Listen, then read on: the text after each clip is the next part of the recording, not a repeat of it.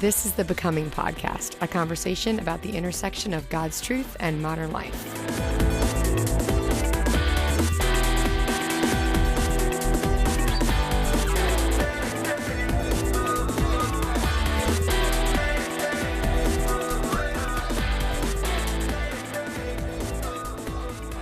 To our first podcast in the Becoming series.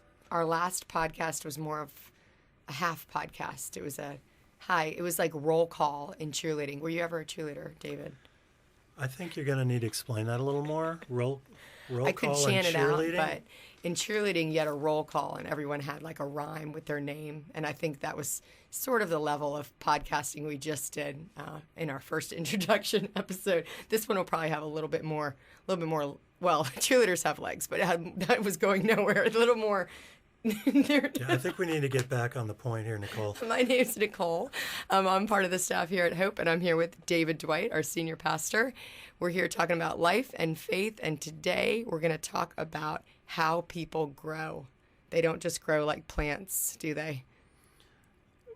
I think they do grow a lot like plants. All right, well, apparently I have a Well, a lot of the growing growth to do. analogies are plant, they're agricultural analogies. They are, but something about growth in plants seems simple. Maybe it is. Maybe it is as simple as that. But of course, I can't grow anything, so maybe it's not that simple. I have a very gifted brown thumb. I don't grow plants and grass very well at all. Maybe we can have like a guest gardener. Maybe our silent sentry is a gardener, and we don't know it yet because he or she has not yet spoken. Right. He or she is indicating that they're not really a great grower. Using signs only. Right. Yes. Excellent. Right. Well, we're going to talk about how people grow. It's a perfect time of year to do so. New Year's is when we're taping this, and New Year's resolutions. And I don't know, I think there's something in us that just always is striving for that newness and change and something new. What do you think about that? Is that just like something that's we're born with, or what? What do I think about newness, or what do I think about growth? About the feeling that you want to change, Yeah. First of all, I think it's full of hope, and that's powerful and beautiful. If a person has no desire to change, then I'm going to think that that's a person who doesn't hope for a better future, doesn't hope to become a better person. And like I'm full of hope that I will become a better person. And that's also an optimistic perspective on life, that I can become a better person. And I also think that has a real sort of Christian foundation, that growing in a relationship with God, He keeps calling us to higher places, that the person that we are today is not the person that we can one day be. That goes back to the Martin Luther quote that we talked about. So I think it's full of hope and it's full of optimism. And those are two things that I think are really important in life. It's interesting too, though, because I think along with growth, people also say, well, I'm just lazy, or I'm lazy in that area. So isn't it funny that it seems a pretty human condition to want newness or want growth, but then to also have either a sense that, I'm just complacent or lazy, or areas where we can get lazy, Well, at some level, growth is going to take work. Mm-hmm. That doesn't have to be sort of a white-knuckle, arduous thing, although there may be some times in life when it does require really hard work. But when you mention somebody who's kind of lazy, there's sort of an old line in this where a person says, I want things to be different, but I don't want to have to change. Right. Change can take real work, and change in our own lives, change in our personal habits. It can take real work. But then there's a whole nother idea with this, which is why or when would people change or grow? Well, when the pain of staying the same becomes greater than the pain or the possibility of change, we'll end up getting off our backsides and doing something about it. Yeah. Hopefully, your life doesn't get to the point where it becomes so hard that that's what has to call forth the growth.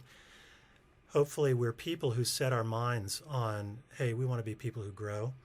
I think that means we got to be learners, not know-it-alls. That's huge. Right. What do you think about, at sometimes some longer days of ministry or mothering for me, I sometimes think, like, can people really change? Do people really change if they were this, hot-headed teenage rebellion, and then you meet them again at 25, can they really be totally different? What does growth really look like in your experience? I think people really can change. Now, I don't know that the very fundamental, I'll call it the DNA of our personality changes, but I do think that people really, really can change. I've seen it. To be honest, I almost feel like I can see it in my own life to the degree that I know myself. Now, most of the time, it doesn't happen overnight. Most of the time, it's a long progression. For some people, certain changes happen in a shorter progression. For another person, that same change might take much longer. But I definitely can see very significant changes in me. I can see changes in other people that I know. Now, their personalities, the basis, the core thing of kind of the type of person they are, doesn't necessarily change. But the change we're talking about is kind of improvement, right? We're wanting to become better people. So most all of us, our personalities have strengths and weaknesses. And what we're trying to do is take the weaknesses and sort of address those so that those things about us that were conspicuously difficult or a pain in the neck to people, that these places soften and grow and mature. And usually this comes with becoming more attuned to other people, more thoughtful, more sensitive, more compassionate, things that break us out of ourselves and make us want to care about other people more. Okay, so here's my question. I know from working with you that you're an introvert, and I think I've had you tell me before that you were more introverted and that you've changed a little bit through ministry life. What does that look like? Because that's kind of a core personality thing that can have its strengths and weaknesses. Yeah, so if we're talking about introverts and extroverts, like I arc to the Myers-Briggs idea, which is an introvert is not necessarily a person who doesn't like and enjoy people or necessarily is uncomfortable around them. An introvert's a person who gets re-energized by being in quiet and peaceful, reflective places. An extrovert gets energized by being around a lot of people. That fundamental definition is probably true of me, so I'm an introvert in that way. I'm usually looking for a quiet place. But I have grown to care about, love, and appreciate people a lot more over time. At some level, I hate to say it, it's kind of an ugly self-disclosure. That can only mean that I was more self-centered in a previous time. And I didn't care about other people as much. It's hard to say that, but that has to be the fact. Now, the good news is hopefully it means that I'm a little less self-centered now, meaning that I care about other people more. I'm much more interested in them. I want to hear their story. I really love hearing about their life. Tell me about you. I want to hear about it. To be honest, a long time ago, I don't know that I cared too much to hear about that. I think it'd be, a good thing. I know you became a believer in college. If your 17-year-old self was sitting here, do you think that self would be surprised by where you are and what you do? I think it's a good question for all of our listeners. If you're wondering if you've grown, try to reflect back on late teenage years maybe and what that was like. Well, let's even take the believing in Christ part out. Anybody who's 48 that hasn't changed from when they were 17, it's not going to be a pretty picture. That's a whole nother podcast, isn't it? That's true. You just wrote about that on your blog. We'll have to save that for another episode about men and women and growing and all that. Put it this way. A few years ago, a friend of mine who was a teenage friend who I hadn't seen in, I bet, 25 years, called me out of the blue. He heard that I was a minister. And so my way of answering what would my 17-year-old self think of my now 48-year-old self? Well, this friend called, and he used an interesting word that I used more when I was 17 than I do now. He said, "You're a," and then there was a blank in there, "minister." So I don't know that I need to say a lot and give a lot of details, but I think that kind of addresses that sums it up. There's been a lot of change. And what you said, I'm a very grateful guy for that change, believe me.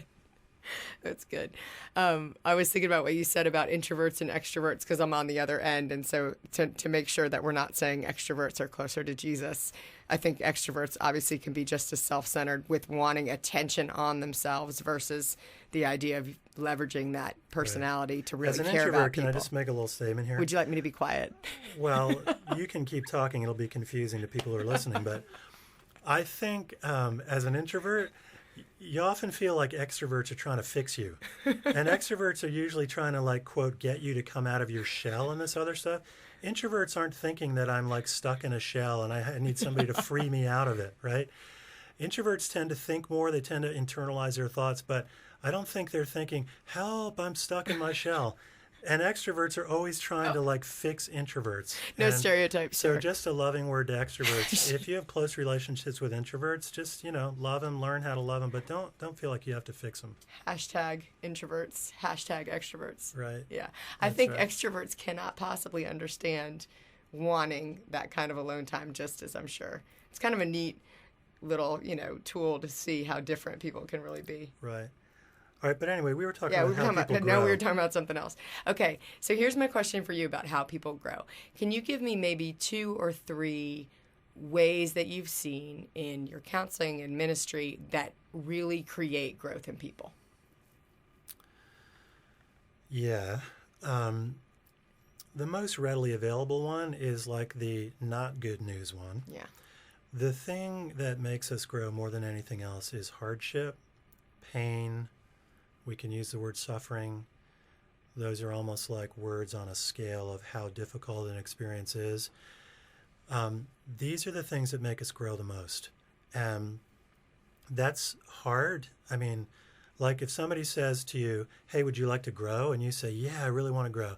And we say, great, I've got some pain to bring to your life, and that'll really help you grow. We'd be like, is there another way to do it? The challenge is most of the time, growth comes when we are when change is demanded of us, and hardship usually brings that. Crisis usually brings that. I remember a minister talking about how their church did this big survey, and this is a church that did all kinds of teaching ministries and all kinds of stuff about trying to help people grow. And they did this big survey, and they asked everybody, what would you say is that thing which has brought you to grow more in your life than anything else? And everybody said hardship and pain. And so the ministry staff were like bummed out because they're like, wait a minute, you mean all the stuff we're doing here to try to help you grow was not like high on your list?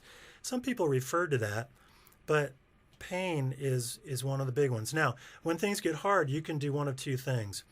You can shrink away from God, shrink away from the experience, and turn your back on growth. Just say, this is painful, life stinks, I don't deserve this, and I'm shutting the door on it. Or you can say, okay, God, this is really hard for me, but will you help me grow through this painful time? The people that choose that road are people who are going to find some incredible richness on the other side of the pain. And this is what's so amazing about life. If you close your heart to that, you're not going to find that richness and meaning on the other side of it. It's like there's a fork in the road when pain comes in our lives. And we can call it an injustice, and we don't deserve it, and we've been wronged. And that may be true sometimes, but nonetheless, the question is a growth question. All right, Lord, what am I supposed to do with this? That's the biggest one. And I think I would even venture to say that if you don't choose the growth way, not only, it's not like you're going to just maintain where you are, but actually closing yourself off from that growth starts to stunt where you are. That's a and great actually insight. can bring you to actually more immaturity. So if in a a plant sense, could grow you can backwards, shrink. Right, you shrink. You can shrink. You can grow or you can shrink. And painful experiences can shrink us. Now, there are people who have incredibly painful experiences. Nobody would blame that person for just wanting it to go away. We know enough about the hard things people experience. And yes, but in the long run, people need to be loved toward choosing to grow. I love the in the long run thought because it's saying, this isn't something that we have to fix right away. It's just one of those good pieces that we can sort of put in our head and remember. So, yeah, it seems patience is big. Patience with ourselves and patience with other people. And yeah, in the long run, we want to keep having a posture of trying to grow and being learners rather than knowers. Absolutely. Well, I think in our next episode, we're going to talk about growing through challenge. But that's it for today. Thanks for joining us, and we will see you next week.